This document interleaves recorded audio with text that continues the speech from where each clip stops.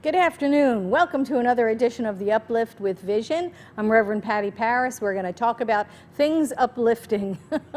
We're going to keep ourselves motivated and inspired during this time of social isolation, sheltering at home, keeping our masks on, but our minds open. Let's pray in. Giving great thanks for this day, knowing that God is in charge and all is well. I know and accept that there is one life. It is God's life. It is whole, perfect, and complete. It comes with all of those qualities. Abundance and balance and beauty and joy and order and harmony and love and peace and power, everything. All of those qualities that you think of as the divine. They are qualities that flow through us, as us, in the world. Because we know we are the place where Spirit shows up in form. Spirit absolutely has its way with us, and it flows through us and as us. Spirit can only do for us what it can do through us, so that we are those awakened, conscious, receptive vehicles for Spirit to do the work on earth that we would see fit. So, giving great thanks for that, we allow Spirit to lead the way through this uplift, to reveal whatever needs to be revealed, for healing, for the revealing of truth, that God is, we are, and all is well. And so it is. So good afternoon. How are you doing today? So I had an interesting day yesterday after we filmed our celebration here at Vision, our Sunday celebration. I went home and I was putting stuff down as I walked through the door and rounding the corner, and I got pushed over by a puppy. She's a very big puppy, and she's staying with us. It's my son's dog, and so she pushed me over. I turned my ankle. I wound up falling down in a lump on the floor. It was kind of funny. I just, little bumps and bruises here and there, turned my ankle. That was kind of the worst of it. But I wound up on the floor. It was a puppy pushing. That's what it was. And so, I sat there for a few minutes before getting up and just started thinking about what it is, right, that we do when we fall. What do we do when we get pushed down by life? What do we do when we get pushed down by events? What do we do when we get knocked to our knees, or knocked over for some reason or another? When it's not even our fault, we get blindsided. What do we do? So I was thinking about that as I was sitting on the floor, being licked all over by the puppy. and I thought of this. I thought of what Walt Disney said. He said, everyone falls down, right? I love that. Everyone falls down. Getting back up is how you learn how to walk. So I thought about that first. Well, yeah, sure, it's true. When you look at little toddlers, they're falling down all the time, aren't they? They pull themselves up, they take a step, a couple of steps, boom, they fall down on their bottom. And they just keep doing it over and over and over again, right? They fall down, they get up. They fall down, they get up. And isn't it true with us? Aren't we really the same way? Falling down, getting up, falling down, getting up. So it started me thinking, okay, so what do we do when we're down there? What do we do when we're down there, And I know what I did. I can tell you what I did when I was down there. First thing I did was I went to blame, right? I went to blame, while I was sitting on the floor. That damn dog, right? Oh, yeah. That was my first response. Somebody blame somebody else for why I'm sitting on my butt in the middle of the family room, But what happens after that? If we move through that phase in a real healthy way, what happens after that? So we move from blame to accountability, right? Okay, so I had a part to play in that. And so then accountability moves into responsibility, then into options, right? There are other ways to do things. And then we can make choices for better results based on those options. So we move through the judgment, right, which is the blame. We move through the judgment through to ultimately choices that can result in better outcomes, which is really what we want all along, isn't it? Maybe to avoid falling down in the future, right? But we cannot see the choices until we know we have options. Can't see the choices unless we know we have options. And Ernest Holmes, in this thing called life, he says this: how necessary it is not to attach our problems to divine mind, but to unite divine mind with the answer to the problem. There is a vast difference. Principles have no problems. Therefore, in a sense, we subject our infinite problems to infinite intelligence, which automatically solves them through recognition and acceptance that they are being solved.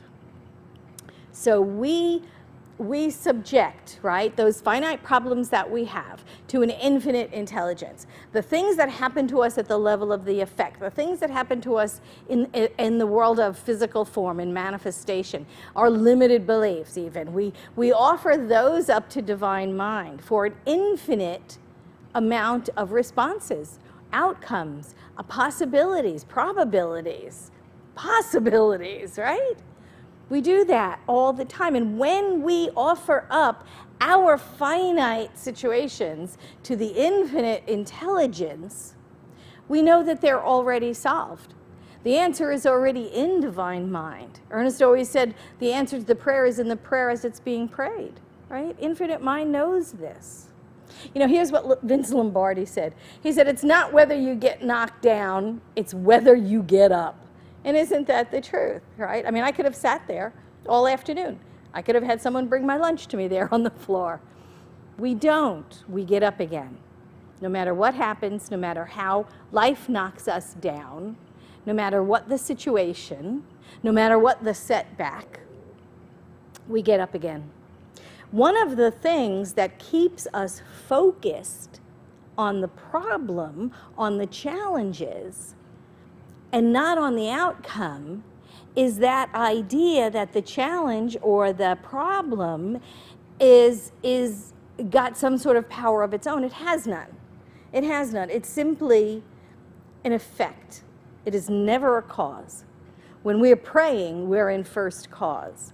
When we're walking around in life, we're dealing with effects. So the problems, the challenges, they're all effects. They're not first cause. They're not divine inspired, right? They're outcomes of limited beliefs and limited thinking, you know. It reminds me of hurdlers. You've watched hurdlers run, right, in the Olympic tryouts and things. These are those long-legged people. I am not one of them. Those long-legged people that run a little bit, jump over a fence, run a little bit, jump over a fence. You've seen them, right? What you will notice when you watch them is that they don't look at the hurdles. They're looking at the finish line. They're always focused on the goal. It's almost like the hurdle is just an inconvenience that they're not even paying any attention to.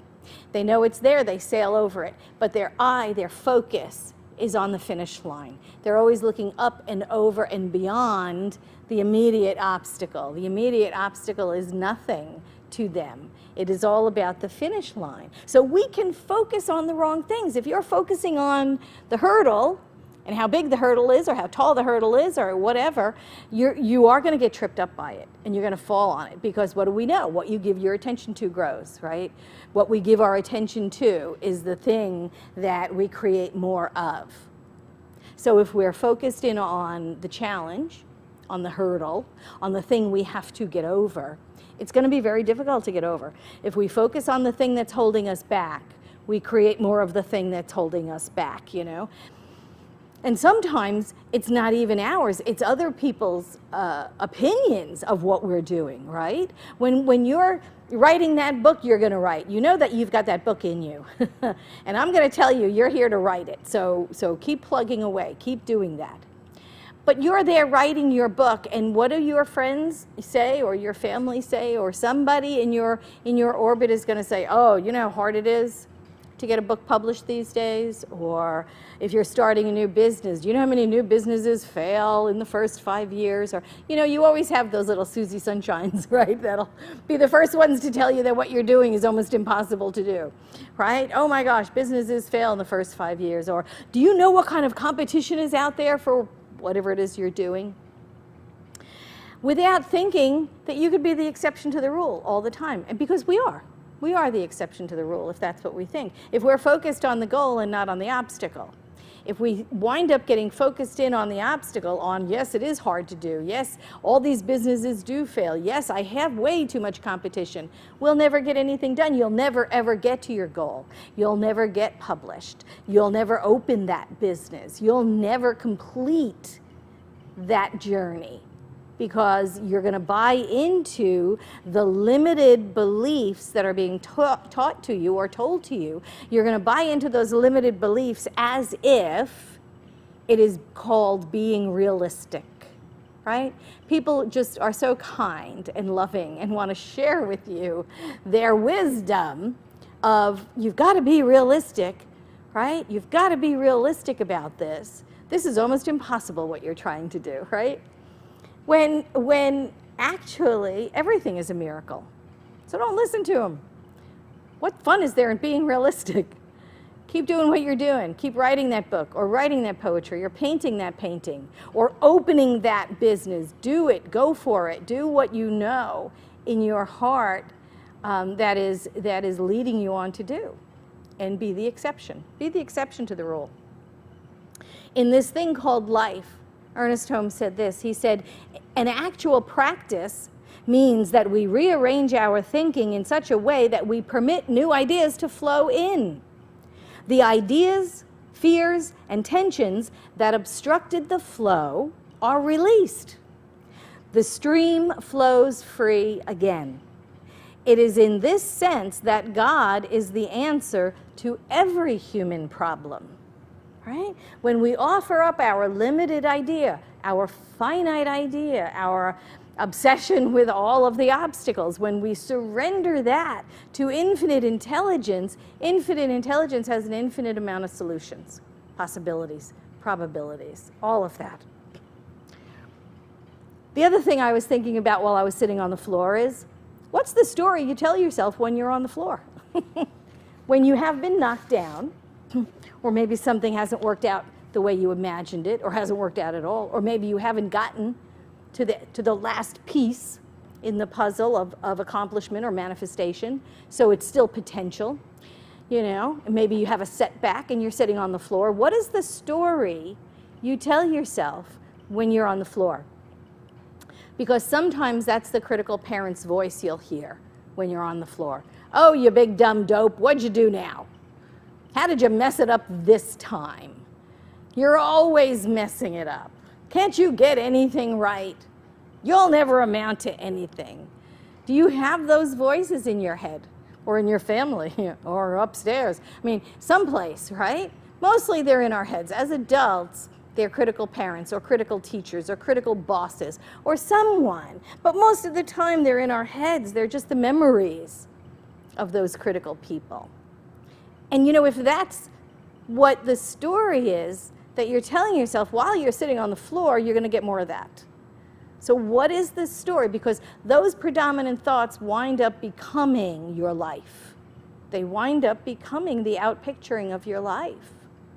And so think about what the story is that you tell yourself. What is the narrative that runs in your head when you're sitting on the floor before you've pulled yourself up again? Because really, the story, the narrative for you should always be, you know what? I failed. That means I'm attempting. I failed something. Yay, good for me. That means I'm attempting. What was it Thomas Edison said, right? I discovered 10,000 ways not to make a light bulb. Yay! 10,000 failures or thereabouts. 10,000 discoveries of ways it doesn't work. Still an accomplishment, right? You have to ask yourself, what else can go right? What else can go right? The narrative in our head can either, you know, doom us to repeated failure, or it can free us up to try again, to lift us up again, right? Going back to the Lombardi quote, pick yourself up again, do it again, you know, what else can go right? The self-talk that we listen to while we're sitting on the floor is going to become what our lives look like. So be very careful about what that self-talk is. That must be trying again, doing it again, trying, you know, going back to the drawing board. Ernest Holmes, in his book, A Holmes Reader on Meaning, he said this: "Here we meet difficulties, uncertainties, and doubts, barriers walling our passage. But we must not be discouraged. When so confronted, we must climb over the rocks of unbelief, pass around the barriers of doubt, and plunge into the stream of faith. The stream will ever widen. The barriers will eventually disappear. Though we walk through the plains and the valleys of indecision and doubt, The stream will carry us back to the ocean of our being. We know this is true. We know that there is an answer in divine mind. We know that that answer is already there before we've even asked the question, before we've even prayed the prayer, before we've even posed the question. We know divine mind has the answer to every apparent obstacle or hurdle or puppy that we encounter that knocks us to the floor. We know divine mind always has the answer. So it is up to us to keep getting up.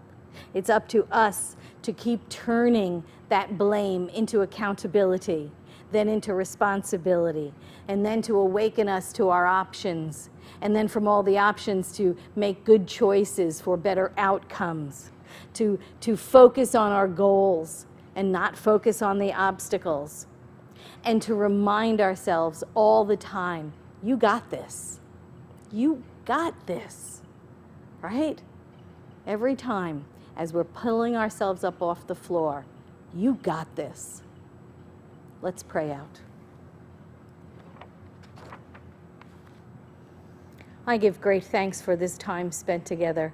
I know and accept that Spirit leads the way all the time, every time we ask, every time we invite the Holy Presence into our lives, every time we go within and remember who we are and whose we are. I know that divine mind will always lead us in the correct way, always open that door to our next greatest goal and accomplishment, always shine the light so bright on our path we cannot go wrong. We are never led astray by Spirit. We are always right where we belong, even if that's on the floor in the moment. We are always right where we belong. And Spirit is forever, forever whispering in our ear, you got this. You got this. And so it is.